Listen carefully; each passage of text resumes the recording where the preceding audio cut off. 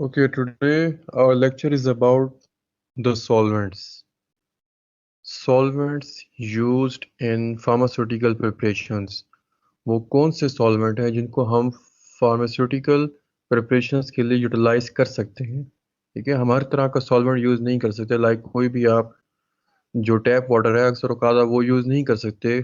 जो भी pharmaceutical preparations होती हैं which are intended for the treatment of any disease, ठीक है, उनके लिए एक स्पेशल ग्रेड होता है, स्पेशली उनकी प्रोसेस किया जाता है उन सॉल्वेंट्स को।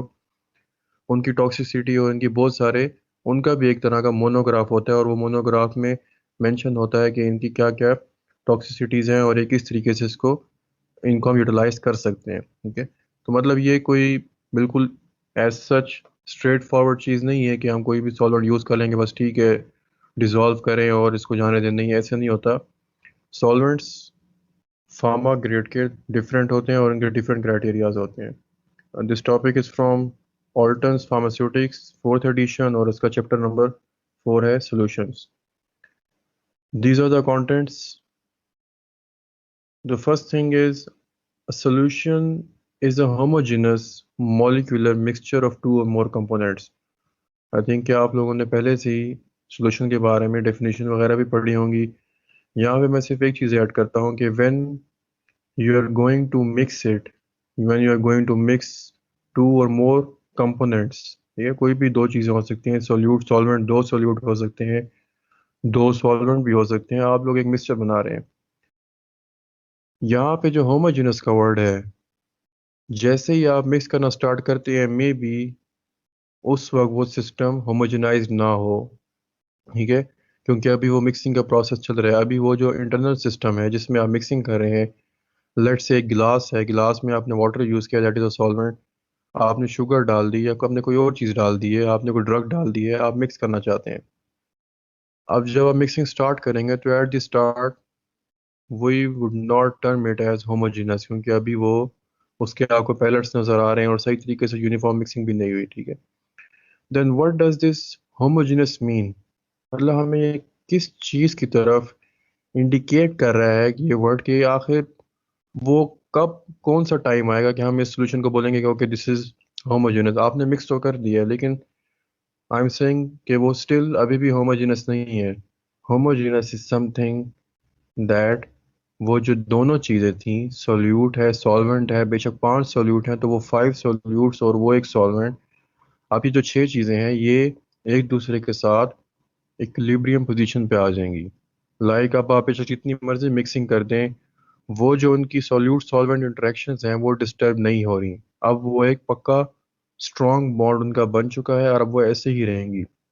So this shows that this is homogeneous, means the system is now uniformly mixed and it is at equilibrium.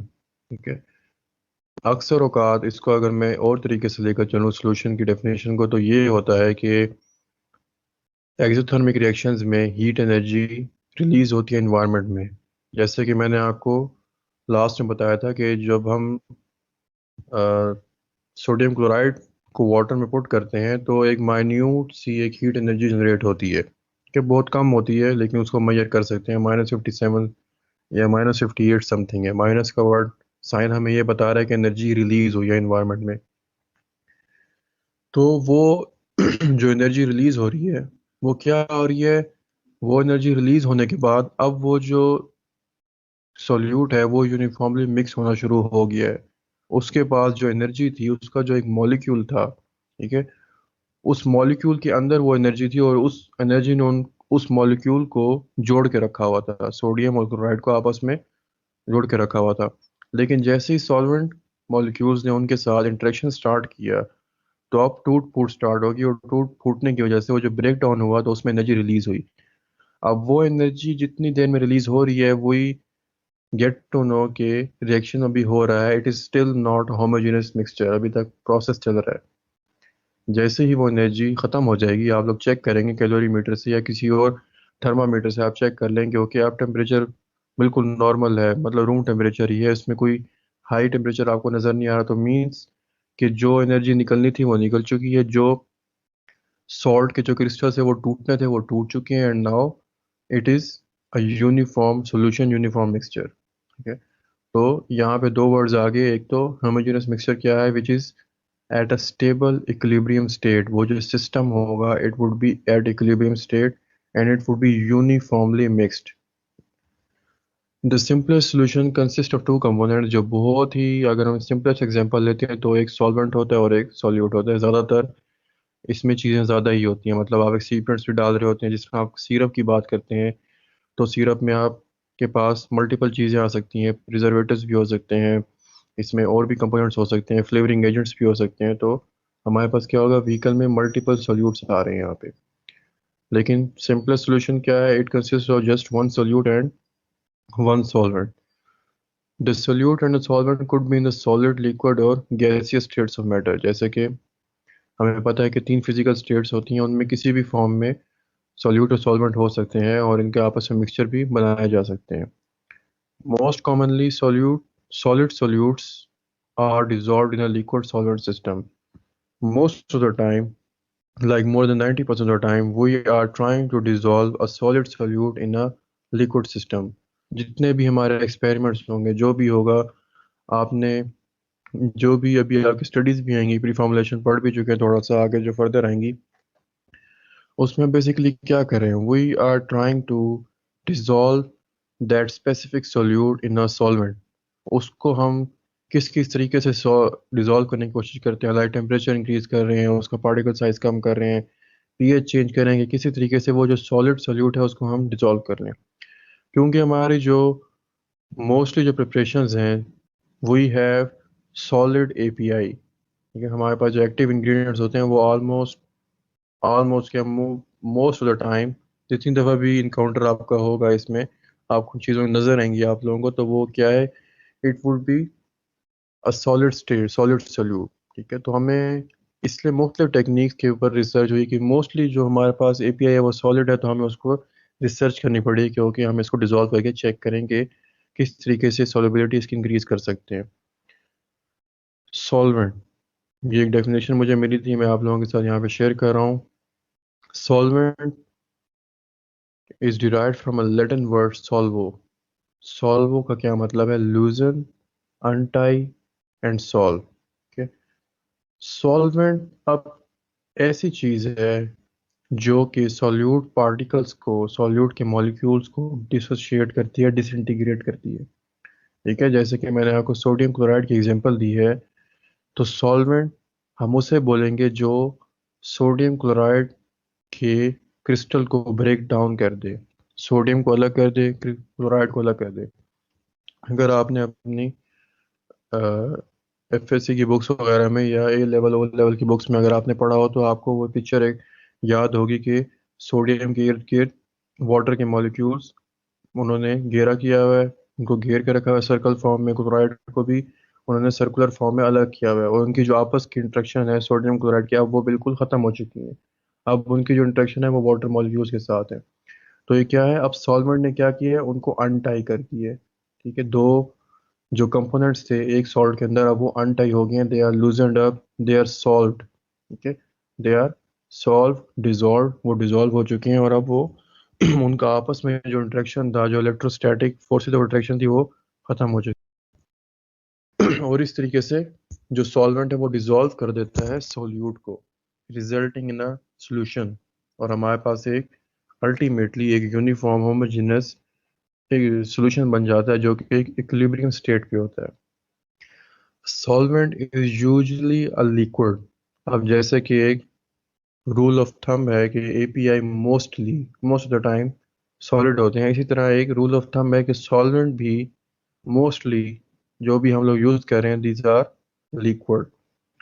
But लेकिन ये पॉइंट याद रखना है कि it could also be a solid, gas और अ सुपर क्रिटिकल फ्लूइड। ठीक है, super critical fluid क्या है, उसमें दो या तीन फेजेस मिक्स हो जाती हैं एक स्पेसिफिक टेम्परेचर और प्रेशर पे। इसको जस्ट आपने एज फॉर द डेफिनेशन याद रखना है, इसको ज़्यादा इसको ध्यान देने की ज़रूरत नहीं है। ये बहुत ही एडवांस्ड साइंसिस में हम इसको यूज़ करते हैं अगर कोई एक्सपेरिमेंट होता है, और ये बहुत ही कम यूज़ होता है, अगर होता भी होगा तो।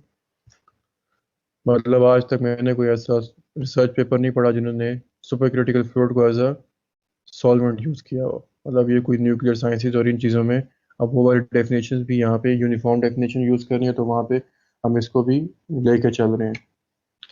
तो the quantity of solute that can dissolve in a specific volume of a solvent varies with temperature. जैसे कि मैंने बताया कि क्योंकि हमारे पास सॉल्यूट ज़्यादातर सॉलिड फॉर्म में है, तो हमारी यही कोशिश होती है कि हम किसी तरीके से इसको सोलबलाइज कर दें। अब वो जो कोई भी तरीका है वो क्या है, वो पैरामीटर्स हम चेंज करते हैं, इन्वायरमेंटल फैक्टर्स चेंज करते हैं। बेसिकली टेम्परेचर, पीएच, मॉइस्चर या कोई भी चीज़ होती है, वाटर कंटेंट होता है, कोई भी और चीज़ आप डाल रहे हैं, तो आप क्या कर रहे हैं, you are playing with the environment of that system. System क्या है, सिस्टम और एनर्जी आप लोगों ने अगर फिजिक्स थोड़ी सी याद हो तो सिस्टम क्या था, कोई भी बीकर अगर है, उस बीकर के अंदर वाटर है, तो वो ओवरऑल क्या है, दिस इज़ वन सिस्टम। ये एक सिस्टम है, ये अपना एक, इसके अंदर जो कुछ भी हो रहा है इसके अपने सिस्टम के अंदर हो रहा है। अब उसके अंदर आप कोई भी चीज़ ऐड कर दो उस वाटर में, आप कोई कलरेंट डाल दें, कोई ब्लू कलर का कोई मटेरियल डाल दें, अब वो उसमें डिस्पर्स हो रहा है, उसमें डिफ्यूजन हो रही है, आप उसको देख रहे हैं, ऑब्जर्व कर रहे हैं कि ये यूनिफॉर्मली पूरे जार में इधर उधर स्प्रेड हो रहा है। तो बेसिकली वो जो चीज़ है, this is a whole system. और सिस्टम क्या करने की कोशिश कर रहा है, वो जो आपने एक ड्रॉप डाला है मिथाइलिन ब्लू का, अब वो स्प्रेड हो रहा है through out the system. Basically system अब यहाँ पे फाइट कर रहा है इक्विलिब्रियम पे आने के लिए। ठीक है।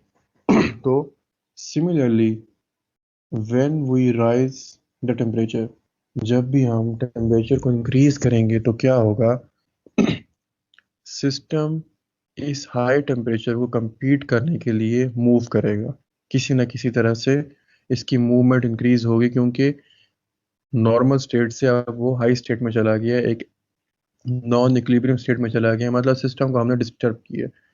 तो सिस्टम अब स्टेबलाइज कैसे करने की कोशिश करेगा, वो पार्टिकल साइज का काइनेटिक एनर्जी बढ़ जाएगी मॉलिक्यूल्स की, और में ब्रेक डाउन स्टार्ट हो जाएगी, और इस तरीके से वो दोबारा से अगर कोई अभी भी कोई सॉल्यूट पार्टिकल्स ऐसे ही मूव कर रहे थे इंटैक्ट फेज में और वो सॉल्वेंट के साथ इंटरेक्ट नहीं किया, तो अब क्या होगा कि टेम्परेचर इंक्रीज की वजह से अब वो दोबारा से रीअरेंज होके सॉल्वेंट के साथ जाके बॉन्ड्स बना लेंगे। ठीक है। तो ये क्या है, ये ओवरऑल सॉल्यूशन सॉल्वेंट, और ये क्या है, we are talking about a system and its equilibrium state at the end. कोई भी चीज़ अगर हम बना रहे हैं, जब आपने स्टेबिलिटी पढ़ी थी, स्टेबिलिटी क्या है कि वो सिस्टम उस स्टेट में, जो इक्विलिब्रियम स्टेट में कितना अरसा रह सकता है, लाइक 2 साल तक, 3 साल तक उसकी जो शेल्फ लाइफ है, मीन्स टू से कि वो जो इक्विलिब्रियम स्टेट हमने अचीव की हुई थी, ठीक है, एक स्पेसिफिक कंडीशन में कि हम टेम्परेचर नहीं करेंगे, बिल्कुल नहीं करेंगे, हम 25 तक ही रखेंगे, हम मॉइस्चर को नहीं चढ़ेंगे, हाँ बाकी में नहीं चढ़ेंगे, तो अब अगर ये दो चीज़ें हम मेंटेन कर लेते हैं, तो हमारा सिस्टम क्या है कि वो 2 साल तक उस फिजिकल फॉर्म में रह सकता है। बेसिकली क्या है, सिस्टम की बात हो रही है, सिस्टम में यूनिफॉर्मिटी की बात हो रही है, इक्विलिब्रियम की बात हो रही है। और सॉल्वेंट्स लिक्विड फॉर्म में होते हैं, और इनका काम क्या है कि इन्होंने सॉल्यूट को डिसॉल्व करना है, किस तरीके से करना है, अपनी जो फोर्सेस ऑफ अट्रैक्शन है उनको डोमिनेट कर देना है, उनकी इंटर इंट्रैक्शंस के लिए, इंटर मॉलिक्यूलर जो इंट्रैक्शंस हैं उनसे डोमिनेंस शो करनी है, और उनके जो इंडिविजुअल पार्टिकल्स हैं, मॉलिक्यूल्स हैं, उनको अट्रैक्ट कर लेना है। तो this is just a general concept. Okay, अब बात आती है सॉल्वेंट के टाइप्स पे। जिस तरह रूल ऑफ थंब, एक तो जो एपीआई है that would be a solid solute most of the time. Solvent है तो हमारे जहन में आता है कि okay it is a liquid. अब सॉल्वेंट में फार्मासिस्ट के जहन में सबसे पहली चीज़ क्या आती है, वाटर। ठीक है। Water is the first preference for every scientist. मतलब वाटर, उनको पता है कि भाई वाटर में हमें सबसे पहले ट्राई करना है। कोई भी न्यू कंपाउंड है, they would try to go for aqueous solvents. ठीक है। एक्वस सॉल्वेंट में क्या है कि वाटर, वाटर को वो कोशिश करते हैं कि किसी तरीके से वाटर में डिसोल्यूशन हो जाए तो इनका काम हो जाएगा। अब वाटर में क्यों ये लोग कोशिश करते हैं कि उसमें सबसे पहली प्रायोरिटी वाटर क्यों होता है, water is the most commonly use solvent due two is many advantages. बहुत सारे इसके एडवांटेजेस हैं, जिसमें से जो 2 या 3 है वो यहाँ पे मेंशन है। Such as its lack of toxicity. Toxicity जो कि फार्मा ग्रेड, अगर आप थोड़ा सा उसको प्यूरिफाई कर दें, लाइक उसको फिल्टर कर लें, तो वो इट लैक्स टॉक्सिसिटी। उसमें टॉक्सिसिटी नाम की कोई चीज़ नहीं होगी, आप उसको इजीली यूज़ कर सकते हैं। ओके। सबसे पहली चीज़ आ गई टॉक्सिसिटी। देन आ गई लो कॉस्ट। लो कॉस्ट कैसे है? दुनिया में 70 to 80%, 70 to 75% जो वर्ल्ड है वो कवर्ड है वाटर से। ठीक है। 25 या 30% मैक्सिमम होगी जो कि आबाद है। तो अबंडेंस क्या है? Water is abundant on earth. Water हमें हर जगह अवेलेबल है, किसी गली में भी अवेलेबल होगा। आप थोड़ा सा खड्डा खोदें तो वहां से भी पानी निकल आता है। ठीक है। तो क्या होगा कि water is abundant and is easily available and accessible. हम इसे एक्सेस कर सकते हैं इजीली। तभी इसकी कॉस्ट क्या है? बहुत ही कम है। ठीक है। Secondly, lack of toxicity and compatibility. एक तो हमें समझ आ गई बात कि टॉक्सिसिटी इसकी बहुत कम है, हम इसको बड़ी इजीली यूज़ कर सकते हैं, हर बंदा यूज़ कर सकता है, कोई मसला भी नहीं होगा। अब ये जो मैंने बात बोली है कि हर बंदा यूज़ कर सकता है इसे, ये यूनिफॉर्मली मैंने किस तरीके से बात कर ली? क्योंकि our bodies comprise of 80% water. ठीक है। मुझे एग्जैक्ट इसकी रेशियो मैं नहीं बता सकता, लेकिन आई नो दैट कि हमारी बॉडी जो है 80-85% वाटर बेस्ड है।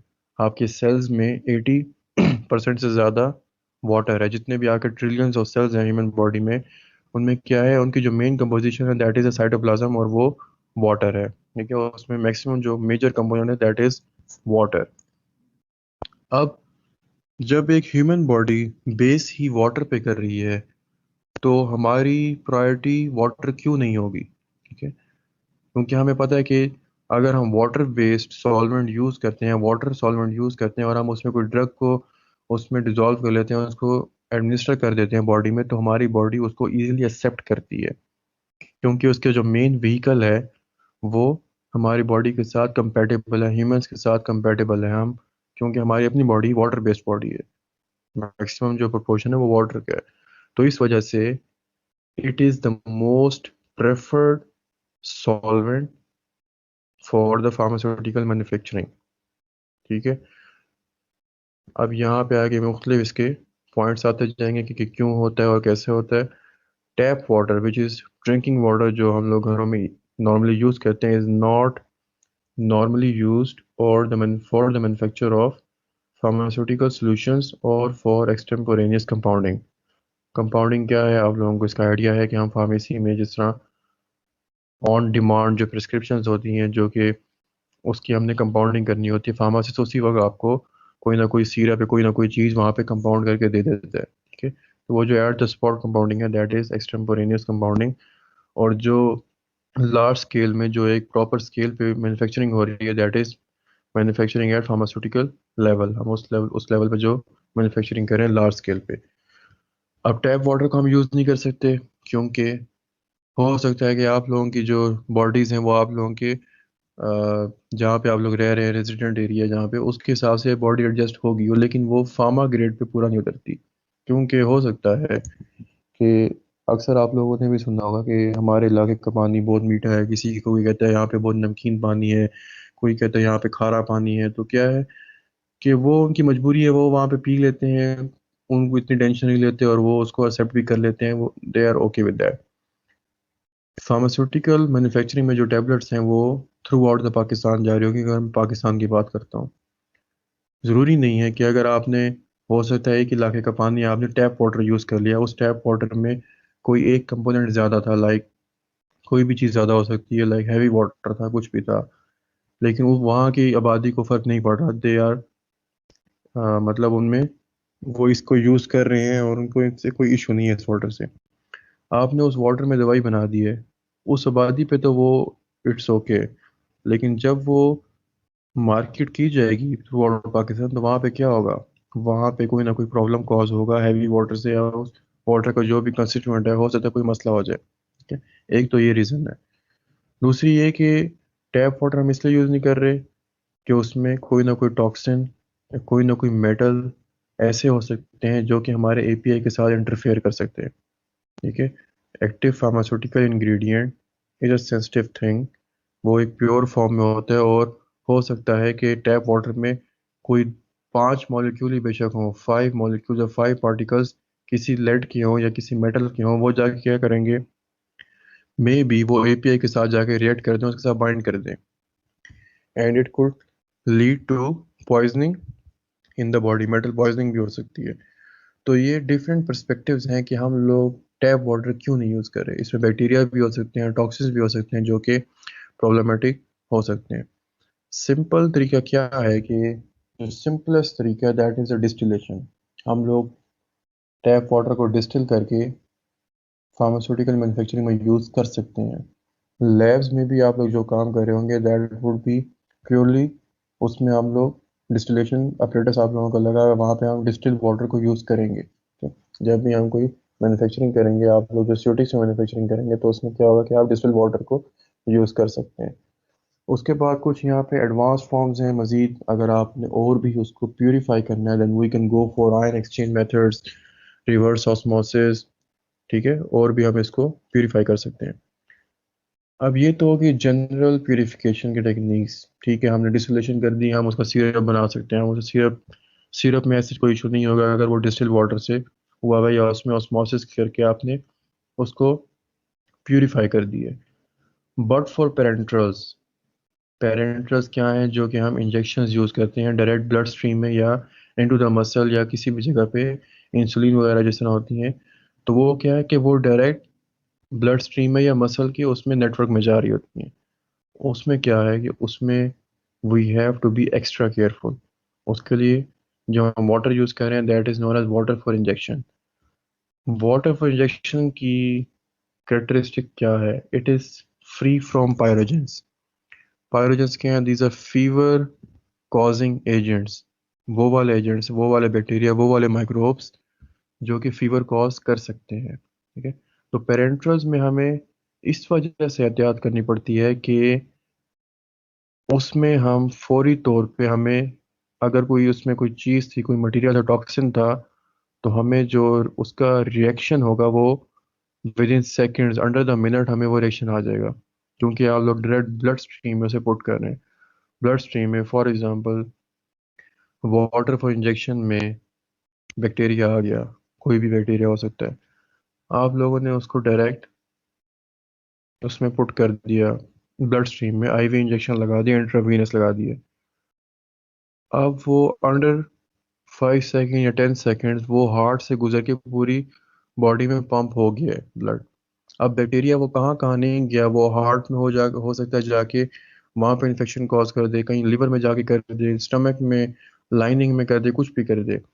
अब वो बैक्टीरिया अगर तो कोई बहुत ही, मतलब ट्यूबरक्लोसिस का था, किसी और चीज़ का था, तो क्या होगा कि अब उसको इतनी मेहनत नहीं करनी पड़ी कि वो सिस्टेमिक सर्कुलेशन में है। पहले तो ये हो सकता था कि वो हमने वैसी कोई चीज़ खा ली है तो स्टमक में गई है, वहाँ पे वो एब्जॉर्ब होगी, एब्जॉर्ब होने के बाद वो ब्लड स्ट्रीम में आएगी। यहाँ पे क्या हो रहा है, यहाँ पे तो under 1 minute, with in seconds, वो बैक्टीरिया को एक्सेस मिल गई और वो अब इजीली आके ब्लड स्ट्रीम में जाके इन्फेक्शन कॉज कर रहा है, सेप्सिस कॉज कर रहा है। तो उसमें क्या होगा कि उसमें आके बॉडी को इतना टाइम नहीं मिलेगा कि वो उस अननोन जो इन्वेडर है जो एकदम आ गया ब्लड स्ट्रीम में, उसको फौरी तौर पे न्यूट्रलाइज कर सके। The body would feel some drastic changes. उसमें कोई ना कोई, अगर तो बहुत ही कोई अ, खतरनाक किस्म का वायरस या कोई बैक्टीरिया आ गया, तो it would go into anaphylactic shock, shock में जा सकती है बॉडी, और डेथ भी कॉज हो सकती है। ठीक है। तो पेरेंट्रल्स वाली जो प्रिपरेशन होती है उनमें ख़ास ख्याल रखा जाता है, क्योंकि they are to be directly administered into the systemic circulation. वो बहुत ही मसले वाली चीज़ है, क्योंकि अगर आप ओरल कोई भी चीज़ लेते हैं तो we still have time, we have at least half an hour, at least बात कर रहा हूँ, एटलीस्ट हाफ एन आवर कि हम गैस्ट्रिक लवाज करके स्टमक को वॉश कर दें। अगर अक्सर आप लोगों ने सुना होगा कि उसने खुदकुशी के लिए 10 गोलियां इकट्ठी खा ली। ठीक है। तो 10 गोलियां, 12 गोलियां इकट्ठी खाने के बाद भी वो बच जाता है बंदा। क्यों बच जाता है, वो ये होता है कि ओरल कैविटी जब भी हम यूज़ कर रहे हैं, ओरल रूट यूज़ कर रहे हैं, तो उसमें टाइम होता है हमारे पास, we have some time, half hour या 1 आवर, कि उसमें अभी वो एब्जॉर्प्शन हो रही होती है और हम फौरी तौर पे गैस्ट्रिक लवाश करके स्टमक को बिल्कुल वॉश कर लेते। लेकिन अगर उस बंदे ने, कोई भी बंदा हो सकता है जो खुद कुछ ही करना चाहता है, डायरेक्ट अगर अपनी सिस्टेमिक सर्कुलेशन में आईवी में इंजेक्शन लगाता तो उसके बचने का चांस जीरो था। ठीक है। अगर वो अपनी वही हाई डोज, वही जो 10 ग्राम है, 12 ग्राम है, जो भी है, उसको अगर वो यूज़ कर रहा है, वो डायरेक्ट अगर आईवी इंजेक्शन लगाए तो वो बिल्कुल भी नहीं बढ़ सकता। वो विद इन सेकेंड्स ख़त्म हो जाएगा, क्योंकि उसमें बॉडी के पास वो डायरेक्ट स्ट्रीम में वो चीज़ आ चुकी है। तो यही वाला कंसेप्ट आपने याद रखना है कि हमने पेरेंटल्स में एहतियात क्यों करनी है। ठीक है, हमें स्टेरिलिटी हमें क्यों चाहिए, हमें इस जो स्टेरिलिटी है, स्टेराइल चीज़ है, इसको हमने मेक श्योर करना है कि it should be sterile 100%। Then is use of co solvents for water immiscible drugs. जैसे कि मैंने आपको एक कंसेप्ट समझाया था कि अगर तो हमारी ड्रग है जो वाटर में सोलबलाइज नहीं हो रही, लेकिन हमने करनी ही उसमें सोलबलाइज है, क्योंकि हमारी जो मेन व्हीकल है इट इज़ वाटर बेस्ड, हम जो यूज़ कर रहे हैं, हमारी जो कंपेटेबिलिटी है बाकी एक्सिपिएंट्स की वो वाटर में है। अब इस मसले को सॉल्व करने के लिए हम क्या करेंगे, we are going to use cosolvents. Cosolvents में यहाँ पे अब जो एक नया पॉइंट ऐड होगा वो भी मैं आपको बता देता हूँ। को सॉल्वेंट्स हम किस तरह यूज़ कर रहे थे कि हम रेशो यूज़ कर रहे थे, लाइक वाटर अगर हम 100% यूज़ कर रहे थे तो अब हम 90% वाटर और 10% एथेनॉल यूज़ करेंगे। ठीक है, एथेनॉल मैंने चेक किया, क्योंकि एथेनॉल कुड वर्क, एथेनॉल काम कर सकता है इसमें। तो एथेनॉल वुड बी यूज्ड 10%, मतलब अगर 100 ml है तो उसमें से 90 ml वाटर होगा और 10 ml एथेनॉल होगा। इसी तरीके से अगर मैं चेंज करता जाऊँ, स्लाइड चेंजेस करनी है, 85 ml वाटर है, 15 ml एथेनॉल है, इस तरीके से। तो इस तरीके से मैं अपनी जो वाटर इमिसिबल ड्रग है उसको मैं सोलबलाइज कर लूंगा यूजिंग अ को सॉल्वेंट। को सॉल्वेंट कौन कौन से हैं? ग्लिसरॉल है, प्रोपाइलिन ग्लाइकोल है, एथेनॉल है, पॉली इथाइलिन ग्लाइकोल है। अब ये जो चार हैं, these are the mostly used co solvents along with the water, मतलब इनके साथ यूज़ किया जा सकता है। लेकिन ज़रूरी नहीं है कि जो को सॉल्वेंट वाला कंसेप्ट है उसमें वाटर लाजमी हो। ठीक है, हो सकता है कि आप एथेनॉल यूज़ कर रहे हैं, एथेनॉल आपका 100% सॉल्वेंट है, यही आपका सॉल्वेंट है, लेकिन इसमें सोलबलाइज नहीं हो रही, तो आप इसके साथ ग्लिसरॉल को ऐड कर दें 10% एज अ को सॉल्वेंट। ठीक है, तो ये सिर्फ वाटर के साथ एक कंसेप्ट हम नहीं लगा रहे, हम किसी भी सॉल्वेंट के साथ, कोई भी दो सॉल्वेंट हो सकते हैं जो कि आपस में एक रेशो में यूज़ कर रहे हैं, एक ज़्यादा रेशो में होगा और एक कम रेशो में होगा। अब जब भी हम इस तरह के को सॉल्वेंट्स यूज़ कर रहे हैं तो हमें एक चीज़ का ख्याल रखना है कि जो हम को सॉल्वेंट यूज़ कर रहे हैं, जो कि हम सेकंड सॉल्वेंट यूज़ कर रहे हैं, क्या उसका अपना कोई फार्माकोलॉजिक इफेक्ट है कि नहीं है। अगर तो है तो हमें उसकी रेशो डिफाइन करनी है कि वो किस रेशो तक हम उसे यूज़ कर सकते हैं कि उसका फार्माकोलॉजिक इफेक्ट ना आए। एग्जाम्पल मैं यहाँ पे देता हूँ एथेनॉल की। एथेनॉल क्या है? It is an alcohol. ठीक है, तो वाटर में मैंने अल्कोहल यूज़ कर लिया ड्रग सॉल्युबल करने के लिए। अब मैंने अल्कोहल इतना यूज़ कर लिया है कि 50 ml वाटर है और 50 ml अल्कोहल है।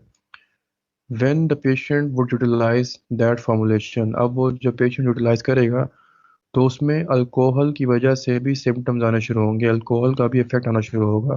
ठीक है, जो भी इफेक्ट उसका होगा, यहाँ पे क्या हो गया कि को सॉल्वेंट इतना ज़्यादा यूज़ हो गया है कि उसकी अपना भी फार्माकोलॉजिक इफेक्ट आना हमें नज़र आ रहा है। ठीक है, अगर तो उसका फार्माकोलॉजिक इफेक्ट था तो इट शुड बी नोटेड और वो लिमिटेशंस में यूज़ करनी चाहिए। ठीक है, तो इधर भी वही बात है कि उनकी अपनी टॉक्सिसिटी भी हो सकता है टॉक्सिक अल्कोहल कंटेंट ज़्यादा हो गया, उसकी कोई टॉक्सिसिटी आ गई है या ड्रग सॉल्युबिलिटी या फाइनल कॉस्ट भी, उस पर भी इफेक्ट आ सकता है। ठीक है, तो ये मुख्तलिफ कॉन्सेप्ट्स हैं को सॉल्वेंट के परस्पेक्टिव से। नॉन एक्वस सॉल्वेंट्स क्या हैं कि वही वाली बात कि अगर सॉल्युबिलिटी नहीं हो रही, ड्रग जो है इकोसिस्टम में सॉल्युबल नहीं हो रही या स्टेबल नहीं हो रही। ठीक है, पहली बात क्या है कि सॉल्युबिलिटी नहीं है, next is the stability.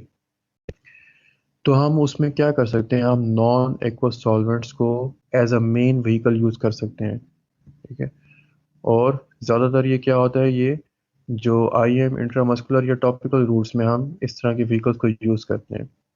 Oral में इतना यूज़ नहीं करते क्योंकि उसमें हमें ऐसा ज़रूरत नहीं होती। उसमें जो ऑलमोस्ट हमारी ड्रग होती है उसके हम कोई ना कोई, अगर उसका सोल्यूशन नहीं बन रहा तो हम टैबलेट बना के काम चला लेते हैं। लेकिन जो इंट्रामस्कुलर होते हैं उसमें वाटर अक्सर काम नहीं करता, उसमें we need some non aqueous solvents, ताकि वो क्या कर सके, बहुत सारे उसके जो पैरामीटर्स हैं, unpalatability, toxicity, irritancy, immiscibility with the physiological fluids, ये जो जितने भी प्रॉब्लम्स हैं इनको वो मास्क कर सके, इनको वो कवर अप कर सके। तो these are some of the non aqueous solvents, ठीक है, जो कि यहाँ पे यूज़ हुए हुए हैं, इनको हम यूज़ करते हैं। एक जनरल सा कॉन्सेप्ट है, इसको आगे मैं डिटेल में कल वाले लेक्चर में इसको मैं बारी बारी आपको बता दूंगा। अल्कोहल्स के हैं, एथेनॉल है। एथेनॉल सबसे ज़्यादा यूज़ किया जाने वाला नॉन एक्वस सॉल्वेंट है, ऑर्गेनिक सॉल्वेंट है, जो कि हम बहुत ज़्यादा यूज़ करते हैं, ठीक है। It is use as a co solvent for oral topical and parental solutions, ठीक है। ओरल टॉपिकल और पेरेंटल के लिए इसी तरीके से प्रोपाइलिन ग्लाइकोल है ओरल टॉपिकल पेरेंटल, और ओटिक के लिए, ओटिक क्या होते हैं, जो ईयर प्रॉब्लम्स होते हैं, ईयर के जो ईयर ड्रॉप्स होते हैं, ठीक है, ईयर EAR, कान, ठीक है। उसमें अगर कोई प्रॉब्लम्स होते हैं, कोई ब्लॉकेज होती है, इन्फेक्शन होती है, तो उसकी जो प्रिपरेशंस होती हैं उनमें प्रोपाइलिन ग्लाइकोल हो सकता है as a co solvent use किया जा सकता है। इसी तरीके से ग्लिसरॉल है, लो मोलिकुलर पॉलीथाइलिन ग्लाइकोल्स हैं, पेग है। पेग क्या चीज़ है? Polyethylene glycol, it is a solvent and a polymer, ठीक है, लो मोलिकुलर वेट, ये एक तरह का पॉलीमर है। इसके बारे में एक इंटरेस्टिंग इन्फॉर्मेशन ये है कि अक्सर औक़ात हम जब कोई फॉर्मूलेशन बना रहे होते हैं, ठीक है, ज़्यादातर हम नैनो पार्टिकल्स पे काम कर रहे हैं। आजकल जो भी चल रहा है, हर बंदा नैनो पार्टिकल की तरफ मूव करने की कोशिश कर रहा है। नैनो पार्टिकल्स अक्सर हम ऐसे बना लेते हैं कि जो कि बॉडी के साथ कंपेटेबल नहीं होते। आप लोगों ने ड्रग बना दी है, आप लोगों ने कोई उसको स्पेसिफिक इम्यून डिजीज़ को टारगेट कर लिया है, इम्यून डिजीज़ टारगेट कर लिए, अब उसका इम्यून सिस्टम पहले से ही उसमें फॉल्ट है, एरर है, वो अपने ही सेल को टारगेट कर लेता होता है। इम्यून, ये जो इम्यून डिजीज़ होती हैं, ठीक है, तो ऑटो इम्यून डिजीज़ हो रही होती हैं।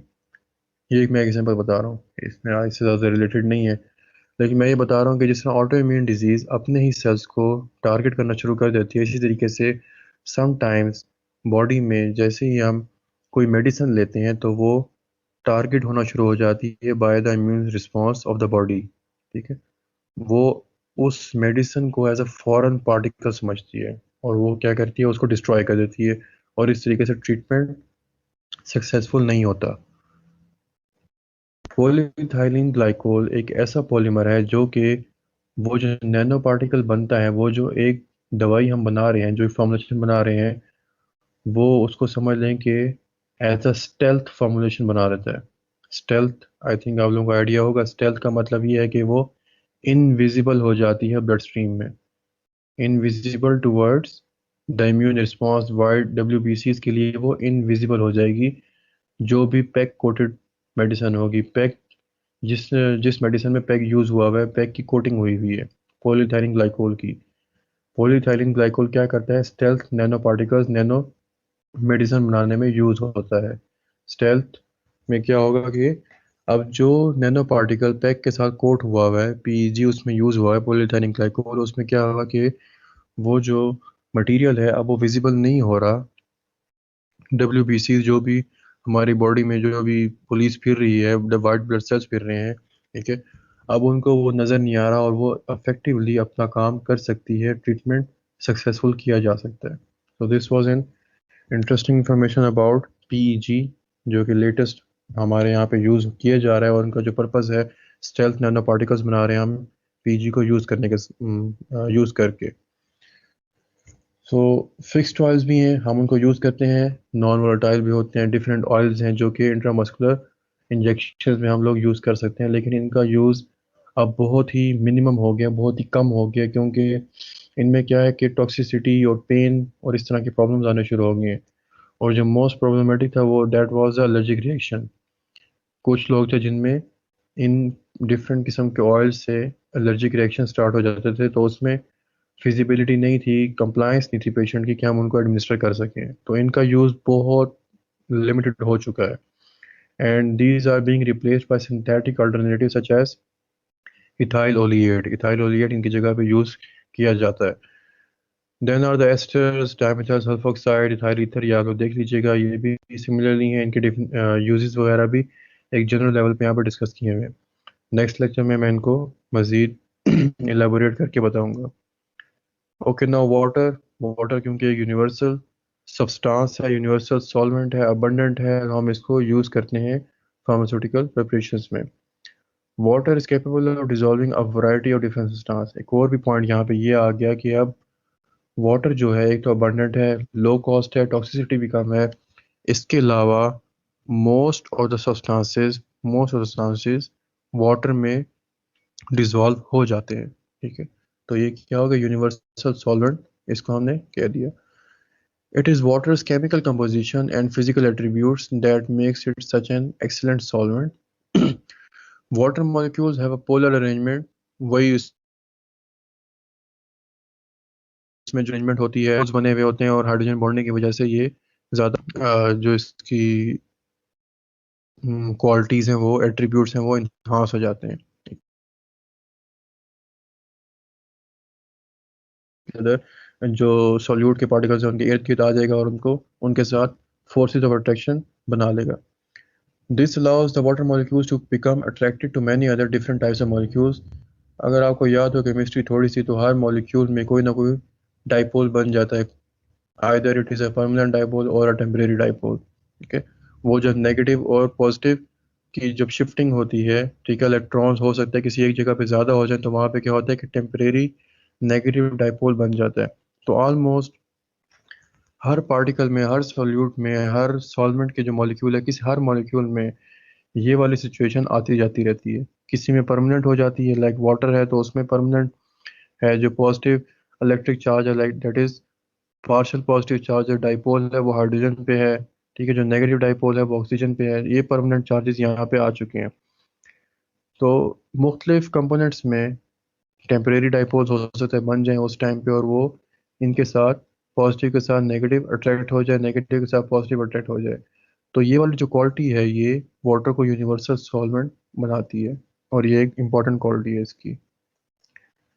ओके, ब्रिटिश फार्माकोपिया ने हमें डिफरेंट टाइप्स ऑफ वाटर बता दिए हैं कि जो कि हम फार्मास्यूटिकल मैन्युफैक्चरिंग में यूज़ करते हैं। These are pharma grade waters that are to be use.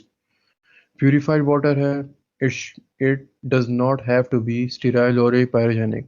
That is हमने सिंपल इसको प्यूरिफाई कर दिया, इधर कोई किसी फिल्टर से कर दिया या डिस्टिल वाटर हमने यूज़ कर दिया, तो उसमें क्या होगा, हम उससे सिरप्स वगैरह बना सकते हैं, उसे यूज़ कर सकते हैं, हम उसे रिसर्च में भी यूज़ कर सकते हैं। हाईली प्योरीफाइड वाटर है, जिसमें हम लोगों ने ये मेक श्योर किया कि okay it could be used अगर हमने कोई इन्फेक्शन है उसको रोकना है, कोई और मेडिसिन हमने वो बनाने हैं, जिसकी रिक्वायरमेंट ये है कि it should B double checked कि उसमें कोई बैक्टीरिया वगैरह ना हो, उसमें कोई टॉक्सिन या मेटल ना हो। ठीक है, तो हम उसको यूज़ कर लेंगे। Highly purified water is not water for injection, ये वाटर फॉर इंजेक्शन नहीं है, इसमें फिर भी पायरोजन्स वगैरह हो सकते हैं। वाटर फॉर इंजेक्शन क्या है, इट इज़ स्टीराइल, ये स्टीराइल है, and it must be pyrogen free, और ये पायरोजन फ्री होगा। स्टेरिलाइज वाटर फॉर इंजेक्शन, ये भी उसी की आगे क्लासिफिकेशन ही आ रही है वाटर फॉर इंजेक्शन की, कि it is use for parenteral administration. And उसका जो मैकेनिज्म है वाटर फॉर इंजेक्शन क्या है कि इसमें हम लोगों ने कोई फिल्टर्स यूज़ किए हैं, रिवर्स ऑस्मोसिस यूज़ की है, तो अब हमने पायरोजन फ्री कर दी है। स्टेरिलाइज्ड वाटर फॉर इंजेक्शन क्या होगा कि हमने उसको हीट के साथ स्टेरिलाइजेशन करके सूटेबल पैकेज बना दिया, तो अब हमारे पास वो एक स्टेरिलाइज्ड वाटर फॉर इंजेक्शन आ गया। मतलब इसमें एक या दो स्टेप ज़्यादा हो जाएंगे या कम हो जाएंगे, तो ये डिफरेंट उन्होंने ब्रिटिश फार्माकोपिया ने, बीपी फार्मा ने यहाँ पे हमें वाटर्स की डिफरेंट टाइप्स और क्वालिटीज़ बता दी हैं।